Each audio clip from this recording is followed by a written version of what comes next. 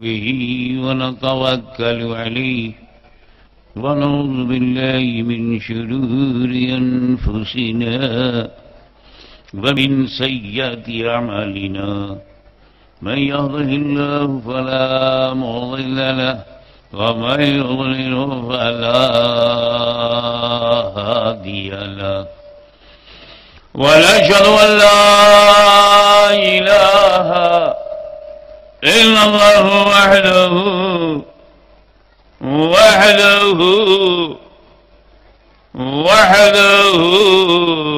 لا شريك له ونشهد أن سيدنا ومولانا وحبيبنا وشفيعنا وطبيب قلوبنا وشفاء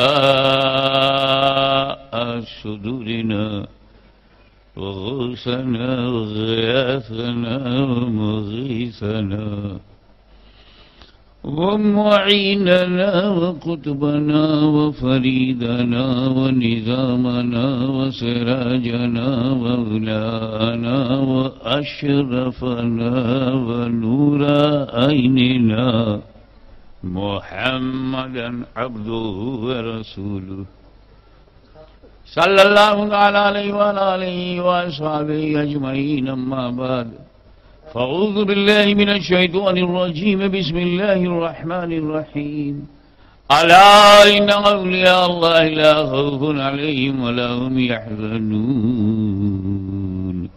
صدق اللہ مولانا العلی العظیم وبلغنا رسوله النبی الامین الکریم ونحن على ذلك من الشاهدين والشاکرین والحمد للہ رب العالمین. ایمانداری کے ساتھ درود شریف پڑھ لیجئے.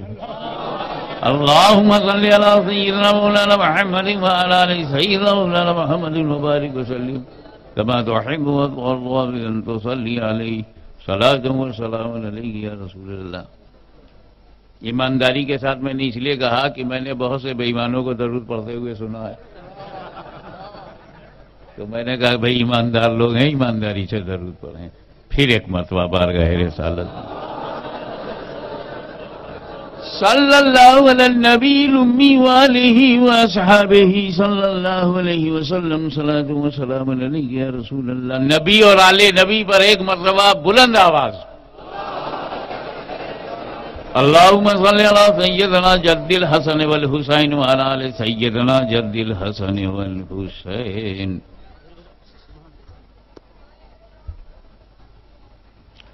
کیا یہ تعجب کی بات نہیں ہے کہ جب دنیا میں آبادی ہی نہیں تھی تو آبادی کے لیے ایک نبی زمین پر آیا اور صرف اس کے بیٹی اور بیٹا رہے، ایک پریوار ہے صرف حضرت حوا کی اولاد، اور ان کی حفاظت و صیانت کے لیے نبی آیا.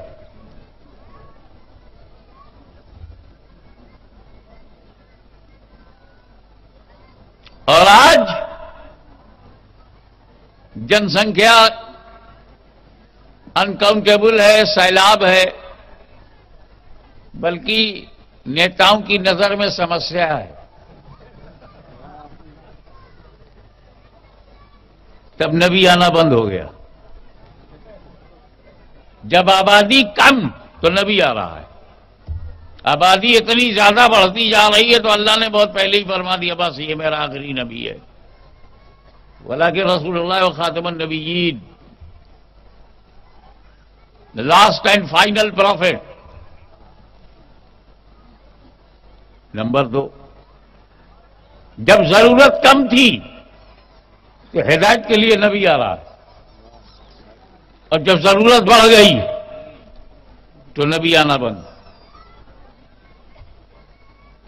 جب ایک فرعون تھا تو نبی آیا، اور جب ہر شہر میں فرعون ہے تو نبی آنا بند. جب ایک ملک میں ایک نمرود تھا تو نبی آیا، اب ہر ملک میں نمرود ہیں، بے درود ہیں تو نبی آنا بند.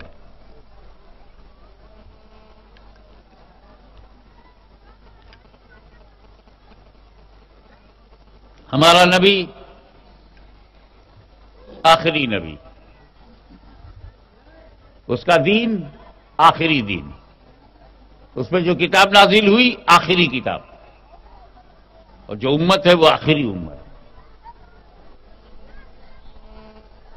اب اگر ہدایت کے لیے کسی نبی کو بھیجا گیا تو نیا نبی نہیں ہوگا، جو پہلے آ کر اپنا فریضہ انجام دے چکا ہے اسی کو بھیجا جائے گا۔ کہا جاتا ہے، مانا جاتا ہے، سچ بھی یہی ہے کہ حضرت عیسیٰ آئیں گے، لیکن بائبل پڑھانے نہیں آئیں گے، قرآن بتانے آئیں گے۔ میری سمجھ میں نہیں آتا کہ عیسیٰ قرآن پڑھاویں اور عیسائی بائبل پڑھے۔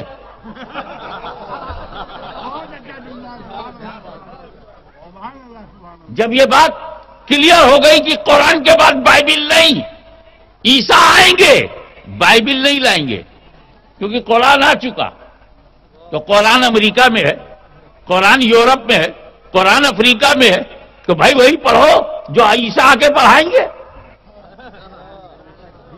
یہ عجیب بات ہے کہ عیسیٰ کا مزاج کچھ اور ہو اور عیسائی کا مزاج کچھ اور۔ وہ آئیں گے تو دین محمدی صلی اللہ علیہ وسلم ہی کو سمجھائیں گے، پھیلائیں گے، اور پھر وہ آ چکے ہیں، پھر دور پلٹے گا۔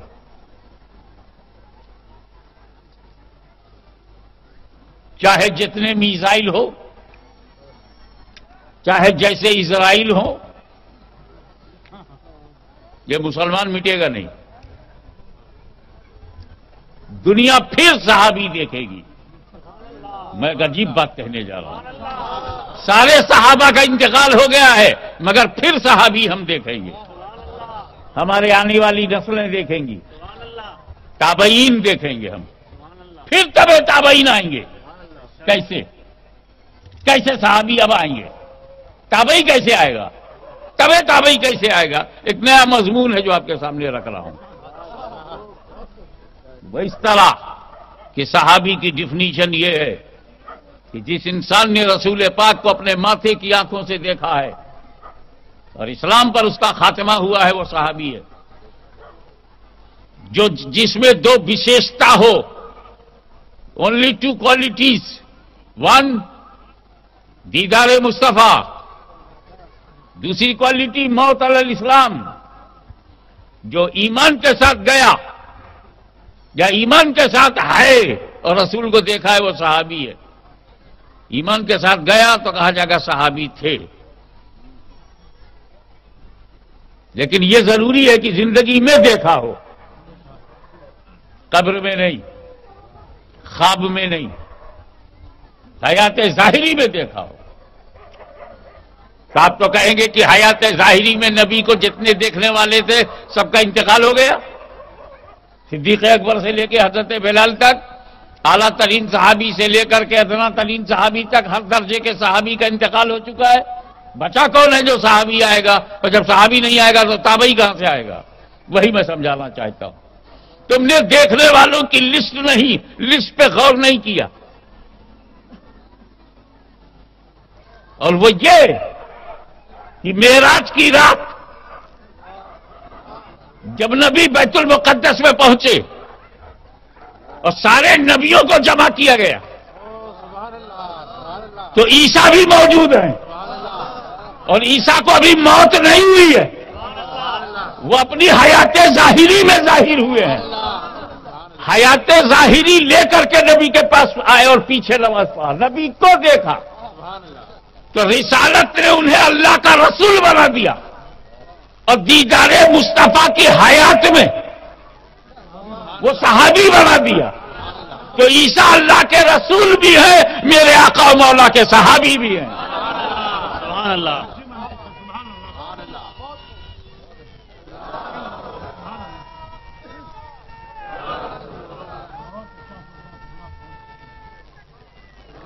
اور ایک اعلیٰ ترین صحابی کا کام کیا ہے؟ آقا مولا کی شریعت کو برپا کرنا، نافذ کرنا، امپلیمنٹیشن کرنا۔ تو چونکہ ان کو ایک صفت صحابیت بھی حاصل ہے، اب جو عیسیٰ کا نزول ہوگا وہ صحابی کے فریضے کو انجام دیں گے۔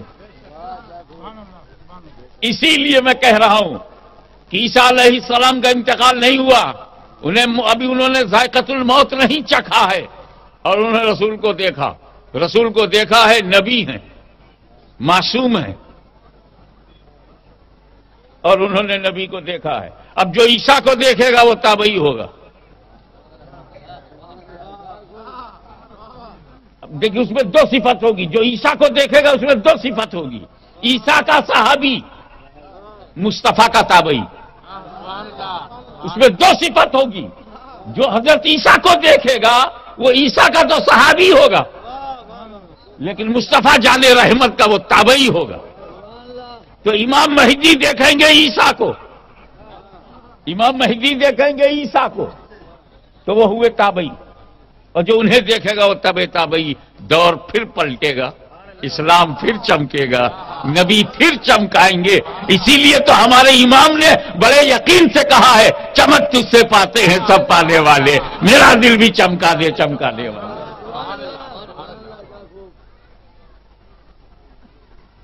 لیکن ایک بات تو ہے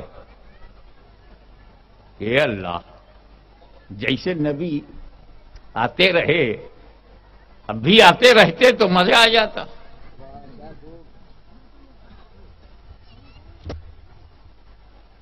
تو دیکھو نبی کو بھیجا کیوں جاتا تھا؟ نبی کو اس لیے بھیجا جاتا تھا کہ وہ جا کر کے قانون بتائے حالات کے مطابق۔ جیسے ایک حالات وہ تھے کہ بھائی بہن میں شادی ہوتی تھی، حضرت آدم کا بیٹا حضرت آدم کی بیٹی سے شادی ہو رہی ہے، کیونکہ کہیں دوسرے جگہ لڑکی لڑکا ہے ہی نہیں، جو ہے وہ گھر ہی میں۔ تو حالات بدلتے رہتے تھے، اس کے حساب سے شریعتوں کے احکام بھی بدلتے تھے۔ تو چینجیبل انوائرمنٹ میں نبی کا بھیجا جاتا ہے کہ جو کمی رہ گئی ہو اسے دور کرے۔ لیکن میں نے اپنے حبیب کو اتنا مکمل بنایا کہ اس میں کمی ہے ہی نہیں۔ کتاب دیا تو مکمل، دین دیا تو مکمل۔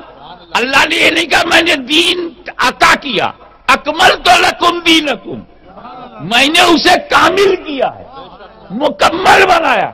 اور جو چیز مکمل ہے پھر اسے مکمل کرنے کے لیے کاہے کو کوئی آوے؟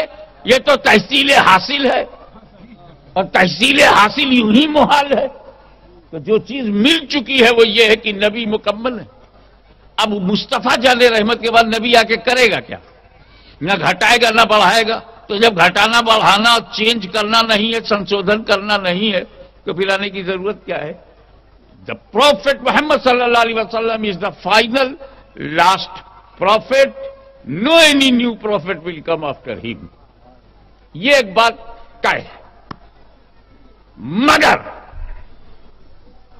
کشمیر سے کنیا کماری تک، امریکہ سے لے کے فجی تک، پوری انسانیت چیخ چیخ کے پکار رہی مولا نبی آیا تو فرعونیت سے بچایا، نمرودیت سے بچایا، شداد و حامان کے شر سے بچایا، ابلیس کی باطل نظریے سے بچایا، کافروں کے سے ہمیں محفوظ کیا۔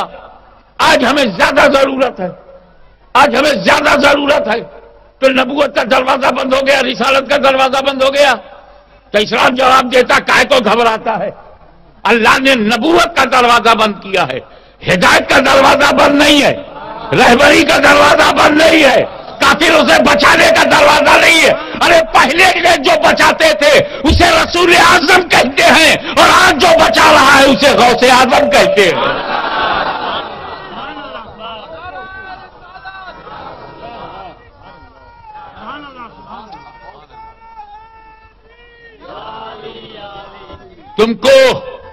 تم کو ہدایت چاہیے، ہادی بھیجا ہے، یعنی جو کام نبی کرتا تھا وہی کام ولی کرے گا۔ ایک بات اور کلیئر کر دوں، آپ گجرات میں رہتے ہو اور گجرات آج کے قومی دھارے میں تیزی کے ساتھ آج گلوبل میں آپ حصے داری زیادہ ہے، انٹرنیشنل نالج آپ کی زیادہ ہے. میں آپ سے پوچھنا چاہتا ہوں، ایک چھوٹا سا یہ جلسہ ہو رہا ہے اور آپ نے ناظم بنایا، یہ نظامت کا کام ہوگا؟ کو آپ وزیر نہ بنائیے، وزارت کا کام کرے گا؟ صدر بناؤ گے تب صدارت کا کام کرے گا. گورنر تھی، جب صدر بنایا گیا تب دلی میں بیٹھ کر پرتیبھا پاٹل صدارت کر رہی ہیں. منموہن کو وزیر اعظم بنایا گیا تب وزارت کا کام کر رہے ہیں. یہ قانون ہے کہ بغیر رکنیت کے رکن کا کام نہیں، بغیر نظامت کے ناظم کا کام نہیں ہو سکتا، بغیر وزارت کے کوئی وزیر کا کام نہیں کر سکتا. لیکن میں ایک ایسی کرامت بتاتا ہوں جو ہر ولی کی کرامت. کچھ کرامت غوث اعظم نے ہے جو غریب نواز میں نہیں، کچھ کرامت غریب نواز کی ایسی ظاہر ہوئی جو کسی اور ولی میں نہیں. مختلف کرامتیں کثرت کے ساتھ اولیاء اللہ سے ظاہر ہوئی ہیں، لیکن ایک کرامت میں وہ بتانے جا رہا ہوں جو ہر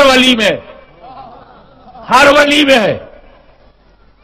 وہ چاہے ہمارے شاہ معصوم ہو، چاہے غریب نواز ہو، چاہے مخدوم سمنانی ہو، چاہے رزق اللہ محی الدین رزق اللہ کوڑی نار شریف ہو، کوئی بھی ہو، ہر ولی میں ایک صفت ہے.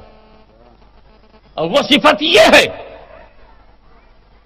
کہ ہم اور آپ بغیر صدارت کے صدر کا کام نہیں کر سکتے، بغیر وزارت کے وزیر کا کام نہیں کر سکتے، بغیر نظامت کے ناظم کا کام نہیں کر سکتے، بغیر سیکریٹری شپ کے سیکریٹری کا کام نہیں کر سکتے. مگر ہر ولی بغیر نبوت کے نبی کا کام کر رہا ہے، بغیر رسالت کے رسول کا کام کر رہا ہے. تو رب نے نبوت کا دروازہ بند کیا ہے، ولایت کا دروازہ کھلا. تب کیا مطلب؟ کہ جو کام نبی کرنے آیا تھا وہی کام ولی کرنے آئے ہیں. تو اب ابلیس کی کیا ڈیوٹی ہے کہ جس طرح وہ نبی میں روڑے اٹکاتا تھا کہ وہاں نہ جاؤ، کفار قریش کو سمجھاتا تھا کہ نبی کی بولی مت سنو، کان میں روئی ٹھونس لو، نبی کے بعد نہ جاؤ، نبی کے بعد مت جاؤ. ابلیس نے سمجھایا، ابو جہل جیسے لوگ اس کے چکر میں آئے. اب نبی کا آنا بند ہو گیا، اب اسی کام کے لیے ولی آ رہا ہے. تو ابلیس کی کوشش کیا ہوگی؟ ولی کے بعد مت جاؤ. تو اب اگر کوئی کہے درگاہ نہ جاؤ، کوئی یہ کہے کہ ولی کے پاس مت جاؤ، معصوم شاہ کے پاس نہ جاؤ، کوڑی نار شریف نہ جاؤ، شیخ عالم قطب عالم کے ہم مت جاؤ، شاہ عالم کے ہم مت جاؤ، تو تم جھگڑا مت کرنا، سمجھ جانا لپیٹ میں آ گیا. صدیق اکبر کو نہیں روک سکا، فاروق اعظم کو نہیں روک سکا، ذوالنورین کو نہیں روک سکا، ابو جہل کو تو روکا. تو سنیوں کو نہیں روک سکا، انہیں تو روکا. تو ولی کے پاس جانے سے آپ کو وہی فیض ملے گا جو نبی کے پاس جانے سے تھا. جو ہم نقل کس کی کریں؟ بہت کلیئر کٹ بولوں گا. مجھ سے لوگ کہتے ہیں نبی کی سنت پہ عمل کرو. ہمیں نبی کی ساری سنت پہ ہم عمل ہی نہیں کر سکتے. نبی لامکہ گئے، ہم کیسے جائیں؟ نبی نے انگلی سے پانی نکالا، ہم کیسے نکالیں؟ جو نبی نے کیا وہ ہم کر ہی نہیں سکتے. تو ہمیں کسی نقل کرنی، ہمیں صحابہ کی نقل کرنی. نبی کے تعلق سے صحابہ کا جو ویوہار تھا، نبی کے تعلق سے صحابہ کا جو ویوہار تھا، ولی کے تعلق سے سنی کا وہی ویوہار ہے.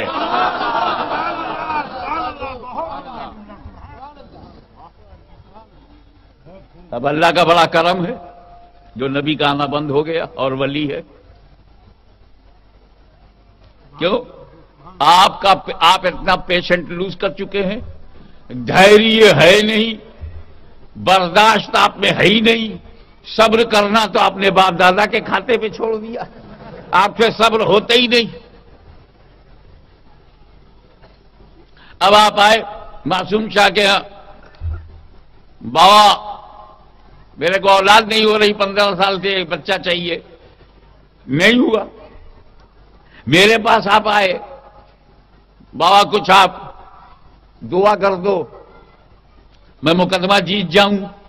اب مقدمہ نہیں جیتے تو گھر جا کے بولے ہاشمی بابا کا سب نام ہی نام ہے یار، وہ ولی نہیں ہے۔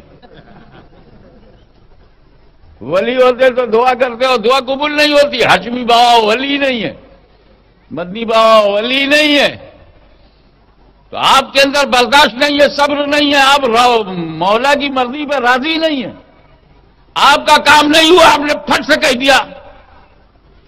اب کسی ولی کو کہا جائے یہ ولی نہیں ہے تو آپ اسلام سے باہر نہیں ہوئے، لیکن اگر آج نبی کے پاس گئے ہوتے اور نبی سے دعا کراتے اور وہ اللہ اپنی مرضی پہ چلتا اور نبی بھی اللہ کی مرضی پہ چلتے، آپ کو اولاد نہ ہوتی، یہ نبی نہیں ہے، تب تو کفر ہو جاتا۔ کسی ولی کو ولی نہ سمجھنا جہالت ہے، گمراہی ہے، ضلالت ہے، لیکن نبی کو نبی نہ سمجھنا کفر ہے۔ اس لیے بھی نبی کا آنا بند ہو گیا تاکہ اتنی کثرت سے لوگ کافر نہ بنے، نہ شکرے، بے صبرے، کفر کی حد تک نہ جانے پائے۔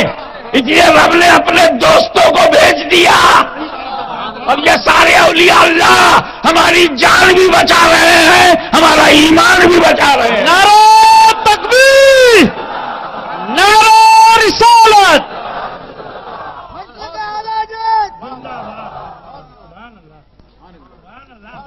اب دیکھو ہمارے شاعر اسلام راہی صاحب کو شاید وہ بات اپنے پیر و مرشد کی یاد ہو نہ ہو، مگر میں یاد دلاؤں کہ جب یہ اپنے پیر اور میرے گرو کے درمیان ایک رابطہ تھے، اور ملن سے یہ شوکت علی روڈ پر آیا کرتے تھے دو ٹاکی پہ، تو اس میں ایک لفظ کا استعمال ہوا تھا۔ جب پوچھا بابا یہ کیا ہے تو بولے یہ کرشی ہے۔ اپنے مرشد کی یہ بات یاد ہے، یہ کرشی ہے۔ کرشی کھیتی باڑی، کرشی فارمنگ، کرشی زراعت، کرشی پیداوار۔ تو یہ نظام صوفیہ، یہ مسلمانوں کی پیداوار، یہ اسلام کی فصل بہار، یہ فارمنگ، یہ بڑا بڑا فارم، اچھی کھیتی، جو ایک اچھی کھیتی کے لیے ضروری ہے وہی طریقت و شریعت کے لیے ضروری ہے۔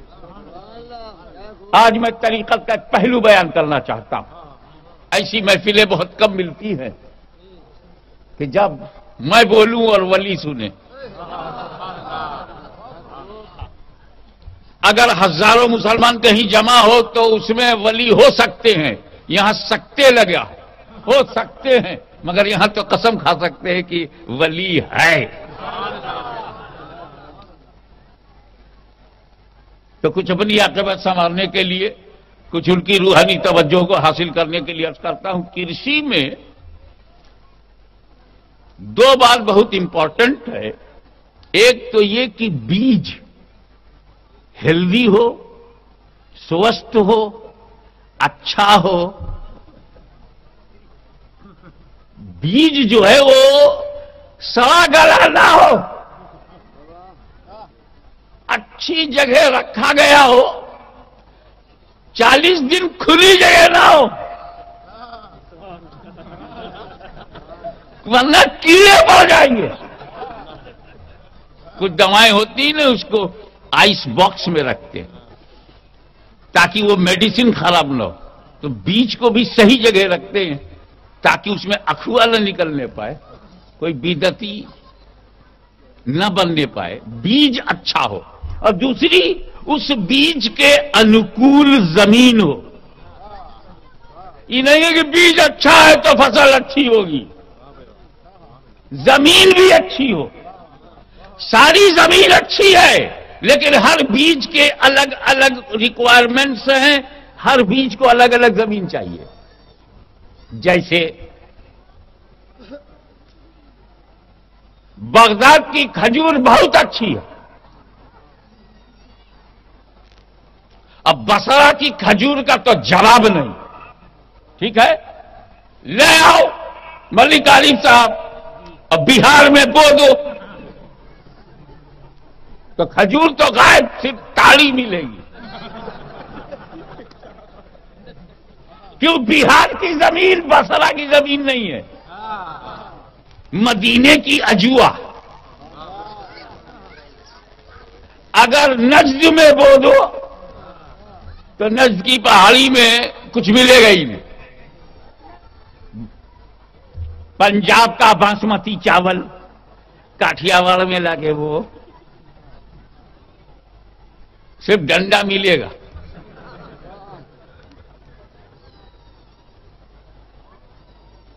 ہمارے ہاں آم ہے، تو اب گوا اور رتنا گیری میں الفینسو ہے، اس کو یو پی میں بو دیا جائے بیکار ہو جائے گا. لیکن اگر لکھنؤ کا دسہری پنجاب کو دیا جائے تو برباد ہو جائے گا، کیونکہ بیج تو اچھا ہے مگر زمین مناسب نہیں. تو دیکھا جاتا ہے آسام کی زمین تجھے کیا چاہیے؟ بولے چائے کی پتی لاؤ. میں نے کہا پنجاب کا چاول اور گیہوں لاؤ. میں نے کہا گجرات کا کپاس لے آؤ. تو جب جیسی زمین ہے اس زمین کی مناسبت کو دیکھ کر بیج لیا جاتا ہے، اور بیج ادھر ادھر سے مت لو، سرکاری بھنڈار سے لو تاکہ سڑا ہوا بیج نہ مل جائے، بدبودار بیج، کیڑا پڑا بیج. بالکل درست فرمایا، کسی زمین پہ نہیں اگے گا. اب آؤ سمجھو کہ اسلامی بیجوں کا بھنڈار مدینہ منورہ میں ہے. مدینۃ الرسول روحانیت کے بیجوں کا بھنڈار ہے، اور پوری کائنات میں روحانی فصل کے لیے، اسلامی کاشت، اسلامی کھیتی کے لیے مدینے میں بیٹھا ہوا رسول زمین کا فرق دیکھ رہا ہے. کس علاقے میں کون سا بیج بھیجا جائے، کس علاقے میں کون سا بیج بویا جائے، کہاں کا پانی کیسا ہے، کہاں کی مٹی کیسی ہے، کہاں کے حالات کیسے ہیں، کہاں کا وایو منڈل کیسا ہے، کہاں کا جلوایو کیسا ہے، کہاں کا مزاج کیسا ہے، کہاں کا موسم کیسا ہے. میرا رسول اسلامی کاشتکاری کو بڑھانے کے لیے، پوری دنیا میں پھیلانے کے لیے جب غور کرتا ہے کہ یہ عراق ہے، علی اس کو مانتا بھی ہے اور دھوکہ بھی دیتا ہے، حسین کو بلاتا بھی ہے اور بے وفائی بھی کرتا ہے. ارادہ بدلنے والے، مزاج بدلنے والے، زبان بدلنے والے، نیتیں بدلنے والے، ایسی زمین پر کون سا بیج بھیجا جائے جو ان کی زبانوں میں مدح رسول پیدا کر دے؟ تو غوث اعظم کا قادری بیج. سبحان اللہ، نعرہ تکبیر، نعرہ رسالت، نعرہ غوثیت. تو قادری بیج بھیجا گیا. زمانہ گواہ ہے، اتہاس ساکھی ہے کہ غوث اعظم جیسے ہی بغداد میں بیٹھ گئے سنتولن بن گیا، مزاج بدل گیا. ارے اب وہ یزید ابن زیاد ابن سعد سے کیا، اب تو وہ امریکہ سے بھی نہیں ڈرتے، سپر پاور سے نہیں ڈرتے، بموں سے نہیں ڈرتے، میزائلوں سے نہیں ڈرتے، ٹینک سے نہیں ڈرتے. 10 لاکھ مر گئے ہیں پھر بھی مرنے سے نہیں ڈرتے. سبحان اللہ، سبحان اللہ، واہ واہ واہ واہ واہ، کیا بات ہے. اللہ اکبر، سبحان اللہ.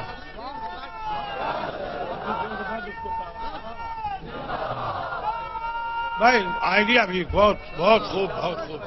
اب آؤ آگے بڑھو. خطابت کا آئیڈیا، سبحان اللہ.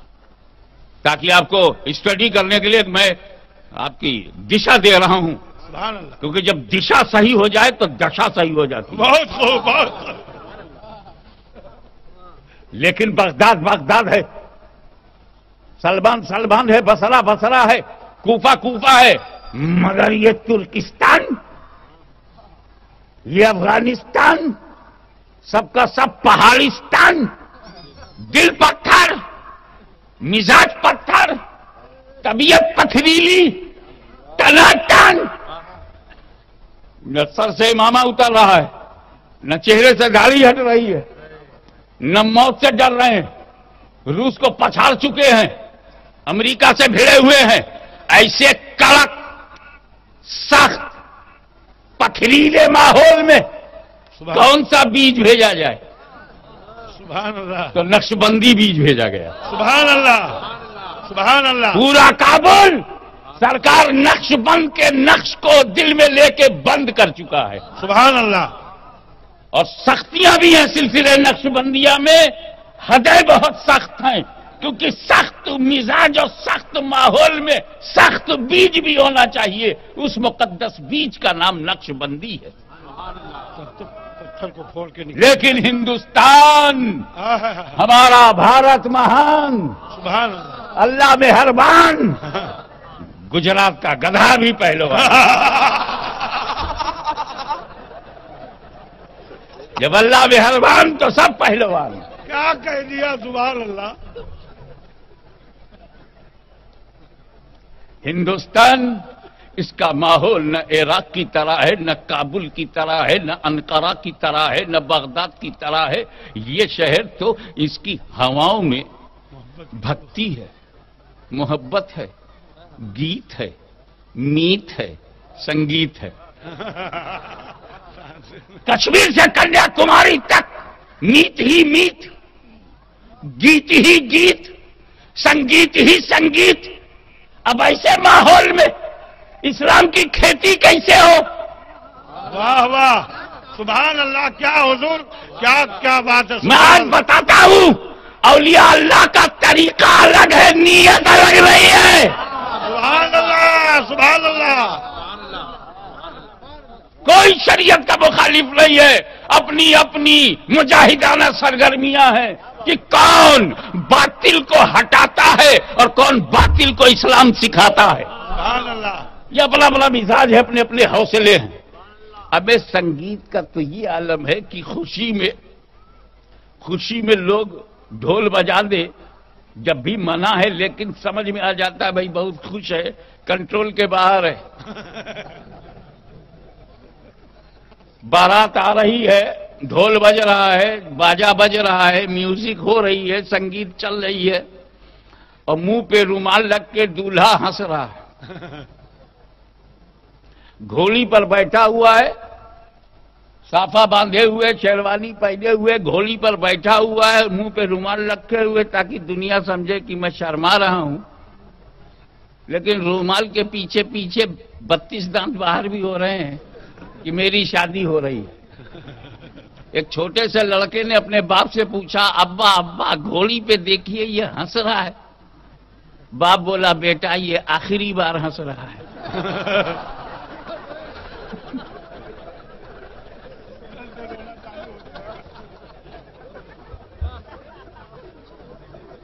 شادی شدہ زندگی میں کہ بھنور میں پھنسے ہوئے لوگ اس لطیفے کو آسانی سے سمجھیں گے۔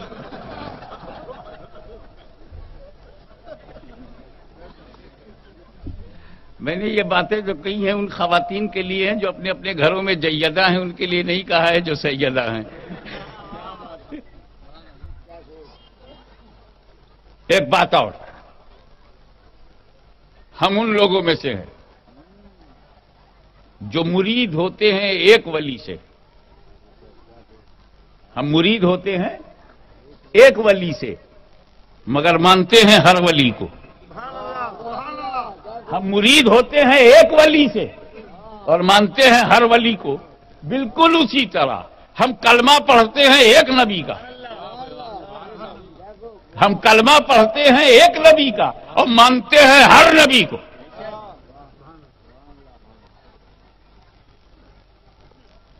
اس لیے مقابلے کا سوال ہی نہیں. لیکن میں سروس ریکارڈ میں بات کر رہا ہوں کہ حضرت آدم سے لے کے ہاشمی تک سروس ریکارڈ کی بنیاد پہ بات ہو رہی ہے. سنکھیا پہ بات کر رہا ہوں، درجے کی نہیں. کوئی صبح ایمان لائے رسول پاک کے ہاتھ پر، شام کو مر جائے، 3 ہی وقت کی نماز پڑھے، مگر غوث اعظم سے افضل ہے. کیوں؟ صحابیت کا درجہ ہے. میں درجے کی بات نہیں کرتا. درجہ تو کبھی کبھی ان کا اعلیٰ نظر آتا ہے جن پر ہماری نظر ہی نہیں ہوتی. ان چھپے ہو اولیاء کرام کے ہم درجات نہیں جانتے. لیکن ہم بات سروس ریکارڈ کی کر رہے ہیں، ان کی سیوا کی، کہ کروڑوں ولیوں میں، لاکھوں اولیاء اللہ میں صرف ایک ولی، اونلی ون، کیول ایک ولی اللہ ہے جس کے مبارک ہاتھوں پر 90 لاکھ غیر مسلموں نے کلمہ پڑھا. 90 lakh 9 million naan Muslim became Muslim on a single hand. 90 lakh غیر مسلم اسلام لائے.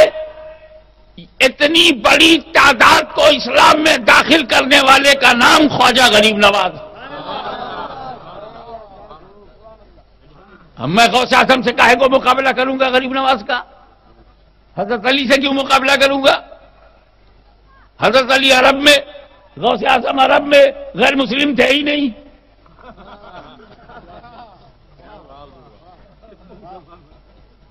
جب وہاں کوئی غیر مسلم ہی بغداد میں نہیں تھا تو مسلمان. اولیاء صدیقین میں صرف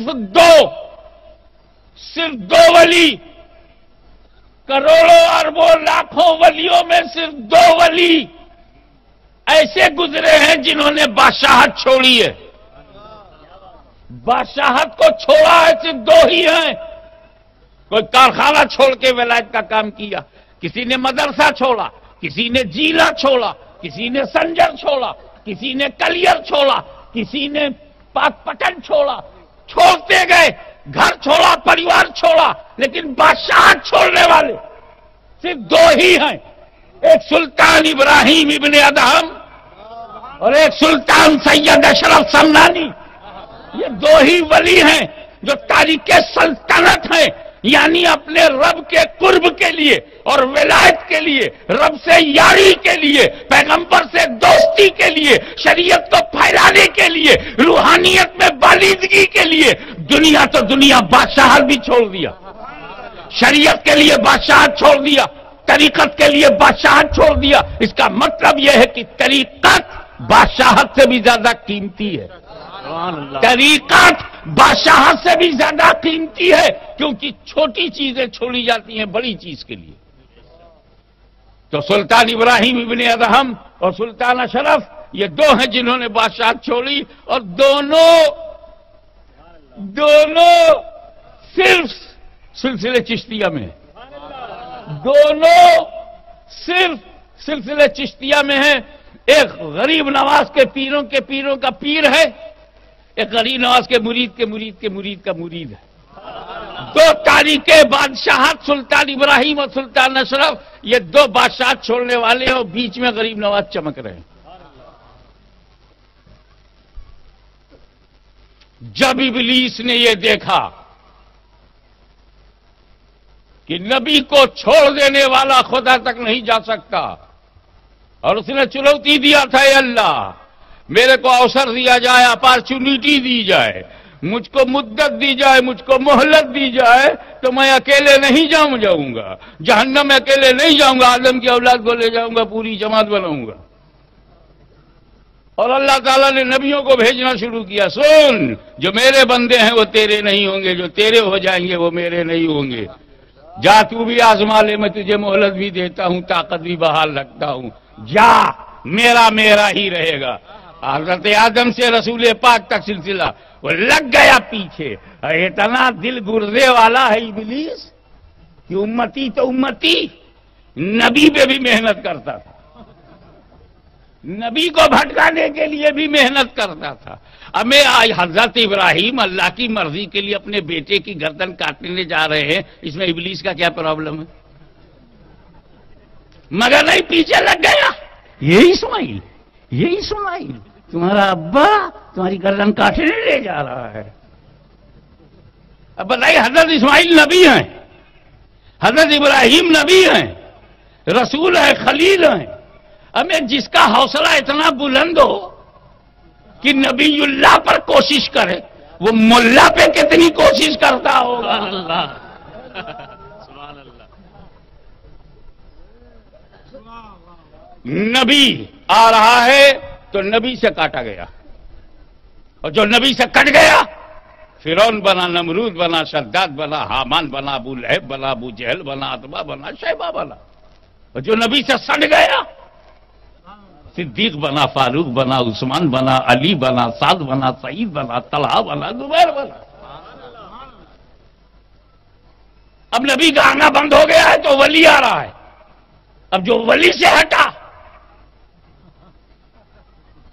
وہابی بنا، نیچری بنا، قادیانی بنا، دیوبندی بنا، رافضی بنا، خارجی بنا، یزیدی بنا.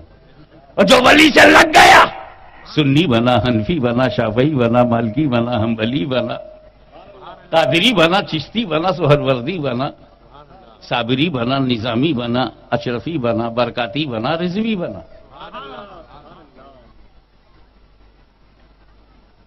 تو پھر ہمارے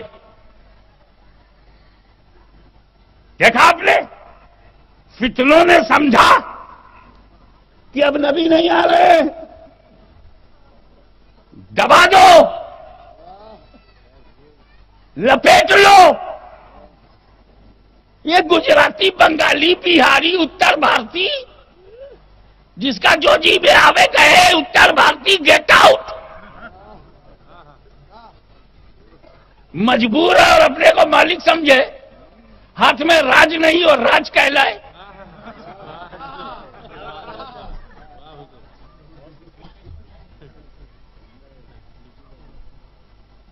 اور دنیا نے دیکھا کہ جیسے ہی آخری نبی نے آنکھیں بند کی، نبی کے پیچھے نماز پڑھنے والے ہی بھٹک گئے، زکات دینے سے انکار کر دیا. صدیق اکبر نے بڑھ کر وہ تماچا مارا کہ جو زکات نہیں دیتے مگر نہ کرنے کی ہمت آج بھی نہیں ہے. دو چاہے نہ دو، لیکن زکات نہیں دیں گے یہ کہنے کی ہمت کسی میں نہیں ہے. صدیق اکبر کا وہ ڈنڈا پڑا ہے کہ دماغ ٹھنڈا ہو گیا. لیکن پھر ابلیس نے محنت کیا، تیار کیا، کچھ کلمہ گو کو کھڑا کیا کہ عثمان غنی کے خلاف بلوائیوں کو،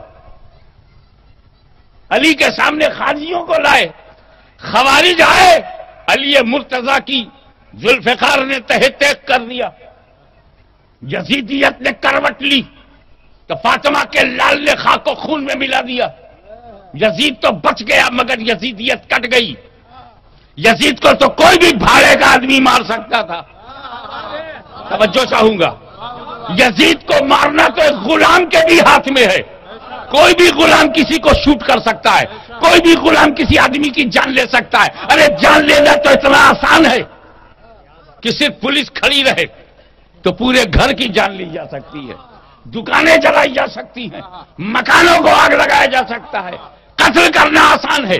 اب یہ غلام کا کام ہے کہ کسی کو قتل کر دے. تو یزید کا معاملہ ہوتا تو غلام بھی یزید کو مار سکتا تھا، مگر مارنا یزید کو نہیں تھا. اسی لیے ضرورت غلام کی نہیں تھی، مارنا یزیدیت کو تھا. یزیدیت کو ضرورت امام کی تھی. میں آپ کو عرض کرنا چاہتا ہوں اس مقام پر کہ یزید کے تمام گروپ نے یہ کانسپریسی کر لی تھی کہ حسن مجتبی کے بعد حسین جو ہیں یہی سب کچھ ہیں، یہی مرجع خلائق ہیں، یہی کعبہ عقیدت ہیں، یہی قبلہ محبت ہیں، یہی تاجدار امامت ہیں، یہی مصطفیٰ کا معجزہ ہے، یہی علی کی جرت ہیں، یہی فاطمہ کی پاکیزگی ہیں، یہی اہل بیت کا نمائندہ ہے، یہی راضی برضائے مولا ہے۔ اسی میں یہ چلتا ہے تو شریعت چلتی ہے، یہ بولتا ہے تو شریعت بولتی ہے، یہ اٹھتا ہے تو شریعت اٹھتی ہے۔ اگر قرآن نظریہ ہے تو حسین نظیر، اگر قرآن تھیوری ہے تو حسین پریکٹیکل۔ حسین کے وجود میں، حسین کی حیات میں پورا قرآن ہے۔ قرآن میں حسین کو سمجھا جا سکتا ہے، حسین میں قرآن کو سمجھا جا سکتا ہے۔ اگر اسے مار دیا جائے، اس کی نسل کو مار دیا جائے، عباس کو مار دو، علی اکبر کو مار دو، قاسم بن حسن کو مار دو، علی اصغر کو مار دو، سادات کو مار دو، آل رسول کو مار دو، اولاد رسول کو مار دو، اہل بیت کے ایک ایک بچے کو مار دو، ان کی نسل ختم کر دو، مگر دنیا جانتی ہے کہ جیسے جیسے سادات کٹتے گئے نسل حسینی بڑھتی گئی، جیسے جیسے سادات کٹتے گئے نسل حسینی بڑھتی گئی، اور جیسے جیسے یزید بچتا گیا نسل یزید کٹتی گئی۔ آج پورے عرب میں کسی ملک میں ایک بچہ نہیں ملے گا جو کہے دادا یزید ہے، ایک بھی نہیں ملے گا جو کہے میرا پردادا لقردادا یزید ہے، میں یزید کے بیٹے کے بیٹے کے بیٹے کے بیٹے کا بیٹا ہوں۔ مگر کہیں بھی چلے جاؤ، گجرات کے کسی شہر میں چلے جاؤ، سوراشٹر میں کہیں بھی چلے جاؤ، تم کو لاکھوں ملیں گے کہ میں علی کے بیٹے کے بیٹے کے بیٹے کے بیٹے کا بیٹا ہوں، بہت ملیں گے۔ حسین کے بیٹے کے بیٹے کے بیٹے کا بیٹا ہوں، بہت ملیں گے۔ امام حسن کے بیٹے کے بیٹے کے بیٹے کا بیٹا ہوں، غوث اعظم کے بیٹے کے بیٹے کے بیٹے کا بیٹا ہوں۔ اجمیر میں ملیں گے، کٹھوچا میں ملیں گے، مالیرا میں ملیں گے، کاٹھیاواڑ میں ملیں گے، گجرات میں ملیں گے، پورے بھارت میں ملیں گے، پورے عرب میں ملیں گے، پورے عجم میں ملیں گے۔ نعرہ تکبیر، نعرہ رسالت۔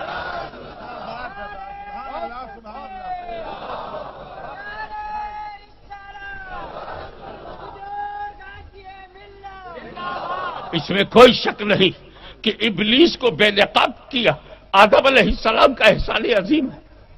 کوئی شک نہیں کہ جب فرعونیت بڑھی تو موسیٰ نے بچا لیا، اس میں کوئی شک نہیں۔ جب نمرود کی آفت آئی تو ابراہیم خلیل اللہ نے بچا لیا، اس میں کوئی شک نہیں۔ جب کفار قریش کی گنڈا گردی بڑھی اور مکے والوں نے بھائی گیری، ملا گیری اور بھائی گیری شروع کی، تو اس سے بچانے کے لیے رسول اللہ صلی اللہ علیہ وسلم سامنے آئے۔